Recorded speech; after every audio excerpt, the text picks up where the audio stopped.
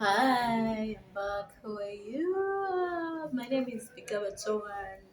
Yeah, I work with Vine Pharmaceuticals. So today we're going to look at the difference. What's the difference between sildenafil and tadalafil?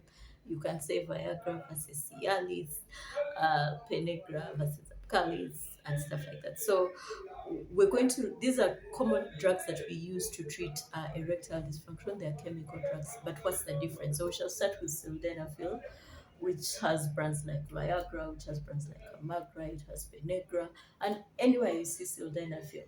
So what's the difference? Sildenafil is exists in 50 milligrams and 100 milligrams, and basically that's what we have on market: 50 milligrams and 100 milligrams, and some 25 milligrams. Yeah.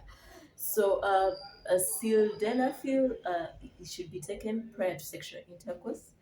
um, it doesn't really matter, though it's better absorbed when the stomach is a bit empty. Fats disturb its efficacy.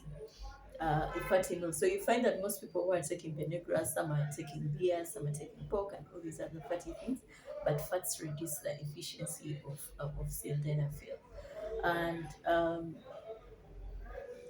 because fats reduce the efficiency of sildenafil, it's better to take it with a non-fatty meal or take it on an empty stomach. 30 minutes to 1 hour before sex. It's 60. It has a 60%, roughly 60 to 80% efficacy rate. But the only thing is that it only works. So you have to take it in every subsequent sexual encounter. It's not that it will take away the problem. So it can only stay in the bloodstream for around 24 hours. Um, when I look at it, you're not supposed to take it daily, you only take it when you need it. And it's basically for only. It was initially discovered, it's one of the drugs that were discovered first. It was discovered before Tadalafil, and it was a trial for hypertensive drugs, and then they realized that it actually improved the erections of the people that were taking part in the trial, and the rigidity was basically like 60%. So that's sildenafil for you. It inhibits an enzyme called phosphodiesterase enzyme 5. Phosphodiesterase enzyme 5, like we looked at in the previous videos, it decreases the degrades CGMP, and CGMP is the one that relaxes the blood vessels, allowing for blood to flow into the penile tissue. So this inhibits the enzyme that degrades CGMP. So that's how it helps with an erection. So it allows CGMP to be produced and to relax the smooth muscles and allowing for blood to flow into the penis. Yes. So what some of the side effects would be a lowering of blood pressure, but the other side effect that it brings it disturbs vision. So when you see a client is talking about they have vision disturbances, you do not give them sildenafil anymore. It can cause some stomach issues and some headache, but the most problematic is the lowering of blood pressure and also the vision disturbances. Then when we cross over to Tadalafil is a selective PDE5 inhibitor. So it basically inhibits PDE5 that's responsible for the sexual area. So it is really selective in inhibiting the PDE5 that the PDE5 that disturbs the erection itself. Tadalafil is relatively new. I think it flooded the market in 2004.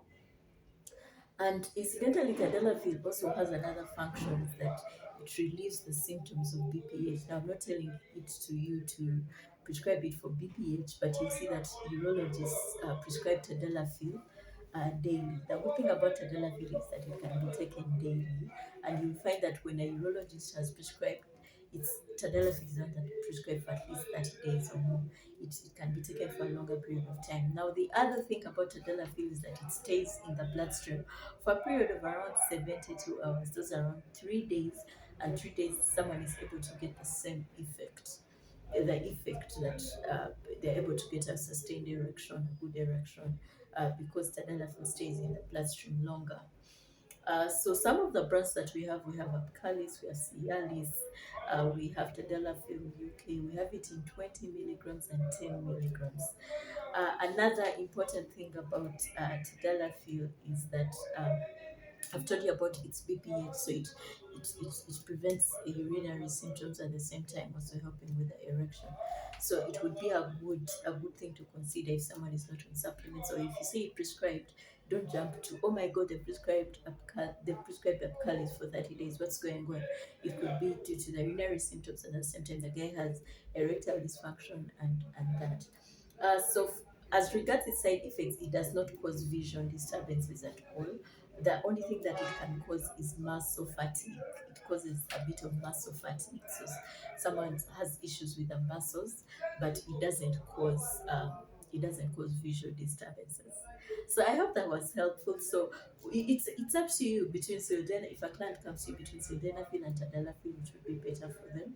But just remember, caution: if someone is on nitrates like glycol trinitrate and glycol trinitrate, isosobide mononitrate, isosobide dinitrate, please do not give it at the same time as PDE5, a PDE5 inhibitor like a sildenafil or tadalafil. It will really lower and mess up the blood pressure. So caution: do not give a nitrate together with a PDE5 inhibitor. They really interact. Yes. So bye bye. Thank you for listening.